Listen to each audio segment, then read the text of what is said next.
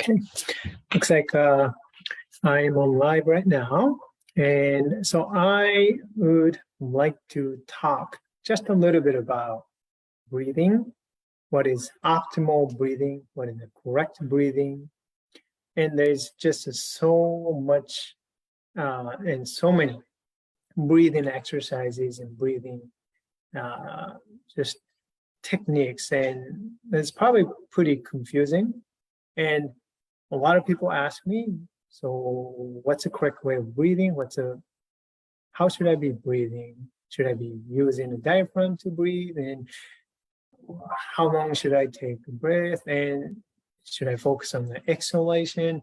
All those things. And something that I think a lot of people don't really talk about is the influence of posture, influence of movement on the breathing patterns. And something that I think you do need to understand about the breathing is pretty much autonomic and automatic movements, right? And it is something that our unconscious brain and it does it for you. You don't really think about your breathing most of the time, and breathing changes and it adjusts, and nervous system adjusts how you breathe and based on the needs. If you increase the demands for oxygen and as you are increasing activity level, then of course the breathing pattern changes that fits the needs of your body. In the same way, when you change your posture, and your breathing pattern also changes. And you can do a quick experiment as you are sitting on a chair or sitting on the floor. So if you do sit, slouch, roll your pelvis back and slouch your back like so. And you pay attention to your breathing and then pay attention to the movements of your belly and your chest and your back. And just to take a few normal breaths. And observing how much of the body expands, how much your belly expands, how much your chest can expand, and how much of the back can expand.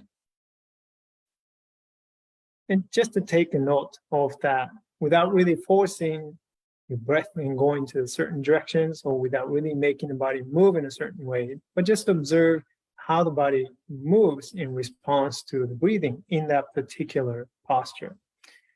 And then you change it and find more neutral spine and neutral pelvis. And then observe the quality of your breathing and then how the body responds. Observe how your belly expands and how your chest expands and how your back, your rib cage expands in that particular posture. Your body moves differently. And your breathing pattern changes because you change your posture.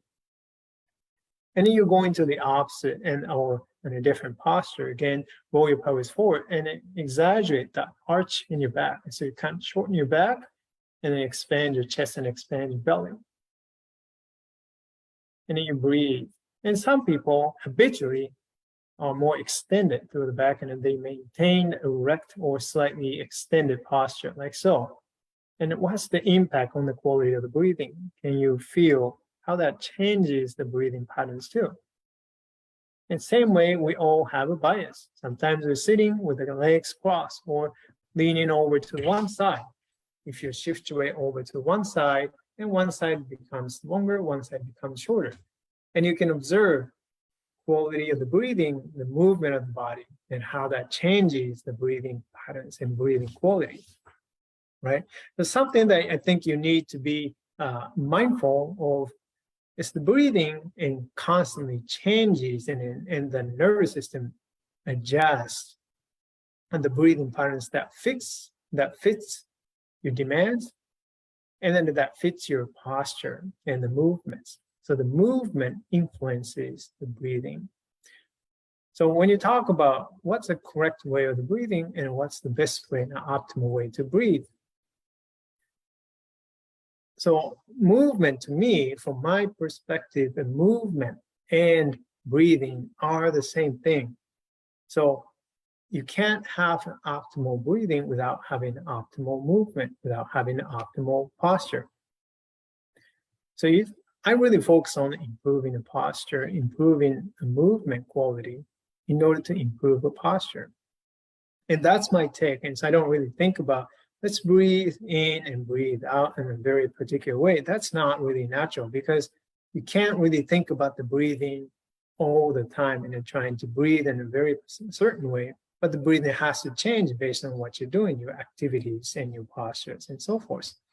So it's best that you actually, you learn to improve your movements, you learn to improve your posture, and then the breathing will fit and then it'll adjust to your movement. So that's my take on the breathing and the movement. Hopefully this perspective is maybe refreshing and is helpful for you. So something to think about when you're practicing the movements, so that you be mindful of, okay, so how am I moving? And this is the reason why I often bring your attention to your breathing. So how are you breathing when you're moving in this way? So when you're moving in that way, how does that change the quality of the breathing? And that gives you a clue. When the breathing pattern changes and it's more compromised, you can't breathe freely. And then that's probably suggesting that the movement quality is not probably ideal. Okay, so hopefully this is helpful. If you have any questions and comments, and please write them in the comments below. Thank you.